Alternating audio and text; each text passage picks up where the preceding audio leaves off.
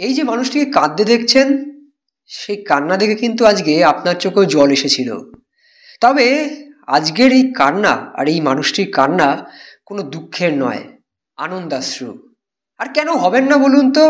তার ছেলে মাত্র 21 বছর বয়সে ইতিহাস রচনা করেছেন। যে কার কথা বলছি বলতে কিন্তু আর বাকি রাখতে হবে না, আপনারা বুঝেই গেছেন। নীতিশ কুমার রেড্ডি 21 বছর বয়সে মেলবোর্ন ক্রিকেট গ্রাউন্ডে অজি বোলারদের বিরুদ্ধে যেভাবে ব্যাট করলেন, স্যালিউট।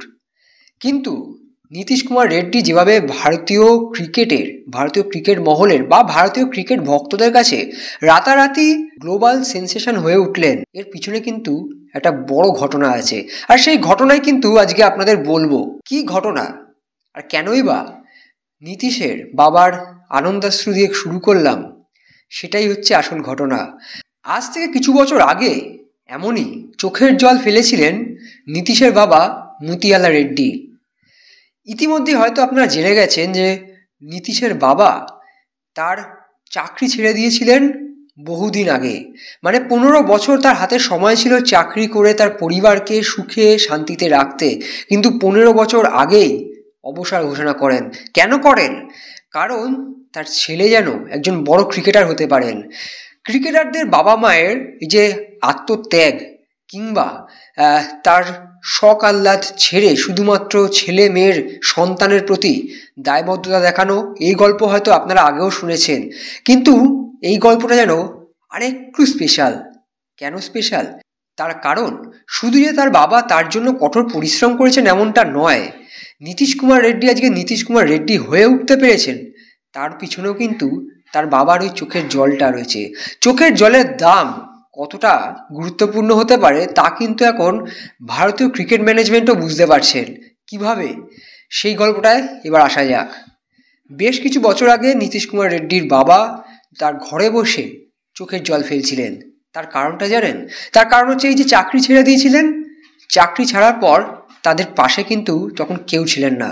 পরিবার পরিজন, আত্মীয় স্বজন, পাড়া প্রতিবেশী, সবচেয়ে কাছের মনের মানুষরাও কিন্তু তার বিরুদ্ধে চলে গেছিলেন, করেছিলেন সমালোচনা এবং অবশ্যই দোষ দিয়েছিলেন। পাশে কিন্তু কাউকে পাননি। কি খাবেন জানতেন না নীতিশের বাবা মুতিয়ালা। তার কারণ কি খাবেন তিনি জানেন না। এদিকে ছেলেকে কিন্তু বড় ক্রিকেটার বানাতে হবে, ছেলেকে নিয়ে প্রতিদিন অনুশীলনে নিয়ে যাওয়া। নীতিশ যখন স্কুল থেকে ফিরতেন দুপুর 3টের সময়, হোক না গরমকালের রোদ, যত গরমই হোক, ছেলেকে নিয়ে মাঠে পড়ে থাকতেন। বিসিসিআইকে দেওয়া এক সাক্ষাৎকারে নীতিশ নিজেই জানিয়েছেন যে তিনি তার ক্রিকেট কেরিয়ার নিয়ে খুব একটা সিরিয়াস ছিলেন না, তিনি অতটা ভাবতেন না ক্রিকেট নিয়ে। কিন্তু যেদিন তার বাবাকে ওই ঘরে বসে কাঁদতে দেখলেন না, সেদিনকারই নিজের প্রতি সুবিচারটা করলেন। তিনি মনে করলেন, এটা আমি কি করছি? বাবা তো আমার জন্য সব কিছু ত্যাগ করেছেন, আর আমি এভাবেই লাইফটা কাটিয়ে দিচ্ছি? না, এভাবে হতে পারে না। আর সেই কারণেই নীতিশ কুমার রেড্ডি সেদিনই ঠিক করে নেন এবার সিরিয়াস হওয়ার সময় এসছে। আর সেই ঘটনা থেকেই আজকের এই ঘটনা, অর্থাৎ সেদিনের দুঃখ, কষ্ট, যন্ত্রণার কান্না থেকে আজকের যে আনন্দাশ্রু। এই যে মাঝখানে একটা মহাসাগর বয়ে গিয়েছে, সেই মহাসাগরে সাঁতার কেটে আজ নীতিশ কুমার কিন্তু ভারতীয় ক্রিকেটের নতুন সেন্সেশন।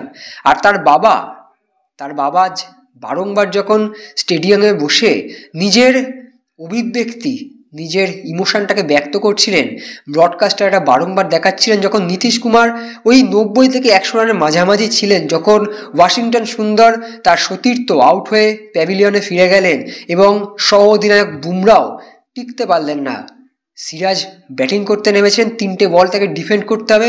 সেই মুহূর্তে আমার আপনারও তো টেনশন হচ্ছিল, হাতের আঙুলের যে নখগুলো আমরা কেটে কেটে ফেলে দিচ্ছিলাম কামড়ে। আর তার বাবা কি করছিলেন সেই দৃশ্য অবশ্যই ছবির মাধ্যমে তো আছেই, কিন্তু সেই যে আনন্দাশ্রু, এই যে একটা বৃত্ত সম্পূর্ণ হলো, সেই বৃত্ত সম্পূর্ণ শুধু নীতিশের একার হয়নি, হয়েছে তার বাবারও।